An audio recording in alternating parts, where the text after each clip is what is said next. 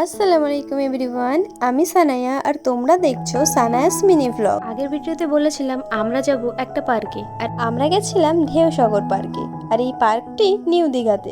এই পার্কটি সাধারণত 6টা থেকে রাত 10টা পর্যন্ত খোলা থাকে। আমার এখন সঠিক মনে পড়ছে না, যাই হোক পার্কটার দৃশ্যটা খালি তোমরা দেখো। আর জানো তো বন্ধুরা, আমাদের কপালটা এতটাই খারাপ ছিল যে এই পার্কে এত সুন্দর সুন্দর রাইড করার জিনিস ছিল, সেগুলো আমাদের কপালে ছিল না। সেই দিন কি বার ছিল আমার সঠিক মনে পড়ছে না, কিন্তু সেগুলো সেদিন সব বন্ধ ছিল। আর এই ট্রেনটা আমার খুবই কিউট লেগেছিল। এটাও ছোটখাটো একটা রাইড বলতে পারো। আর একটা এটাকে নৌকা নাকি জাহাজ নাকি যাই হোক বলে, এটাও একটা চড়ার অপশন ছিল। আর এখন যেটা দেখতে পাচ্ছ, এটা খুব সুন্দর একটা রাইড ছিল, আর এটা বন্ধ ছিল। আর রাইড গুলো বন্ধ থাকলে কি হবে, পার্কটার লাইটিংটা যা সুন্দর ছিল না, এখানে আমরা প্রচুর ফটো ভিডিও শুট করেছিলাম আর প্রচুর প্রচুর মজা করেছিলাম। আর ভিডিওটা এডিট করার সময় মনে হচ্ছিল যে আবার কবে যাব।